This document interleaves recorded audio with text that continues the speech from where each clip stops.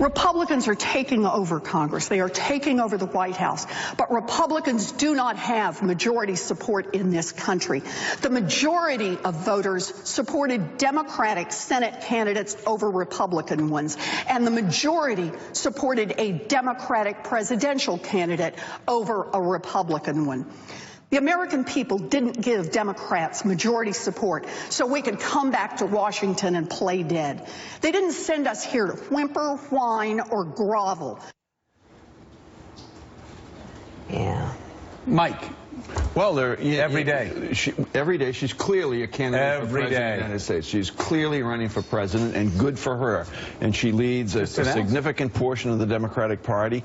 The interesting thing is going to be to see if there's a Chuck Schumer party in the Senate and an Elizabeth Warren party in the Senate. That's going to be interesting. Well, yeah, I mean, you look who they're looking at, Willie, for the head of the DNC. Keith Ellison. Keith Ellison. And if you have Keith Ellison and you have Elizabeth Warren, who's stepping out and basically looking like she's going to be the de facto head of the Democratic Party nationally, that is a... Do you lead on anger, though? Because that doesn't seem very constructive to me. I got to tell you, I love her. I'm getting tired of this act. She's definitely giving voice to the people in the party and in the country who think Donald Trump is a disaster for the country. Yeah, well, you know what? There's There's a huge part of the country that doesn't think so. And she might want to be a little inclusive, because she's sounding like the people she's accusing of being exclusive. I mean, she's just got to stop. I'm sorry. It's getting exhausting. And this was not helpful during the campaign. It wasn't. There's an anger there that was shrill and a step above what it needed to be, unmeasured, and almost unhinged. It's not going to work. At some point, we have to look at what happened and look at the people who we lost along the way. Those are the people that Elizabeth Warren has been fighting for decades. Those are the people who've been left out because of a rigged system. Those were her people, and now she's leaving them out of the conversation. It doesn't make sense to me. Well, and this is a problem with what I've been saying about the media.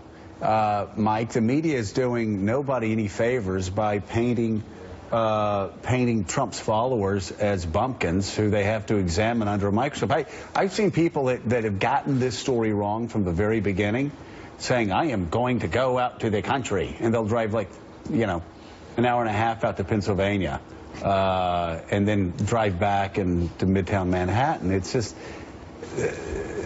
Mika's point is a great one, that the very people that Elizabeth Warren has been fighting for her entire life are the very people who elected Donald Trump, who feel a disconnect from this Democratic Party.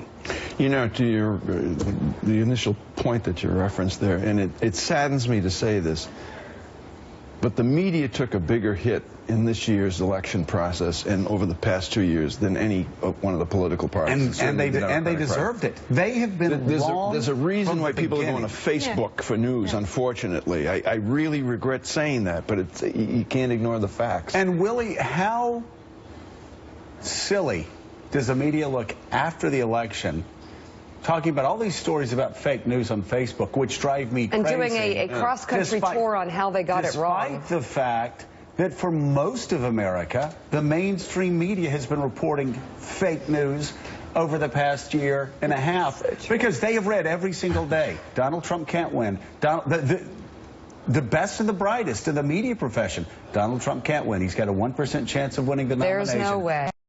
Trump can't win. He's got a 5% peak. He can't get above 20%. Donald Trump can't win because of this. Donald Trump can't win because of that. Now, that's the message they've read every day and seen on TV every day from the mainstream media. And to them, following up on Mike's point, that looks like fake news because it was fake news. They were wrong from the beginning. Their assumptions were wrong from the very beginning, and their assumptions polluted their reporting. And I would say the same thing for the media and for Democrats on the left, which is that there hasn't been a lot of learning in the last month about what happened exactly. It's been looking for blame to other places why Donald Trump was elected and not looking within and saying, did we cover this wrong? Or if you're a Democrat, did we talk to the wrong people? Did we have the wrong message?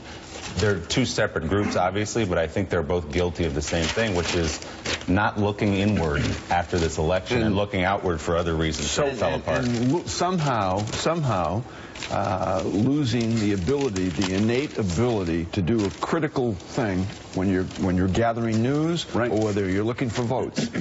Listen. Well, listen to the people you're trying to represent. If you're a politician, listen to the people who you're trying to record what their feelings are for a news story. Listen to them.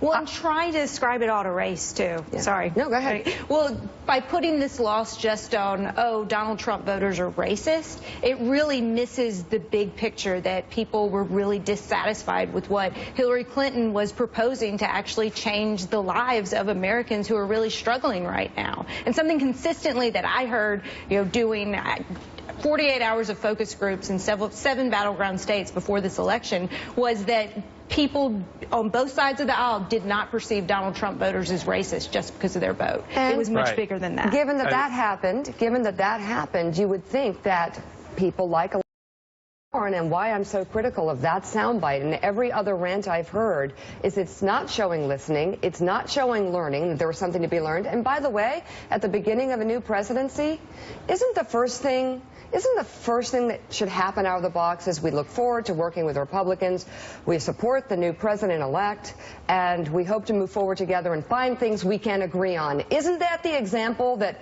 Democrats have accused Republicans of not holding up to for 8 years, of being absolutely vitriolic against Republicans for being so difficult, for trying to bring Obama down from day one? Boy, this reminds me of 8 years ago, except now it's Democrats doing it in a very heated, unmeasured way. So I've been critical of the media a good bit.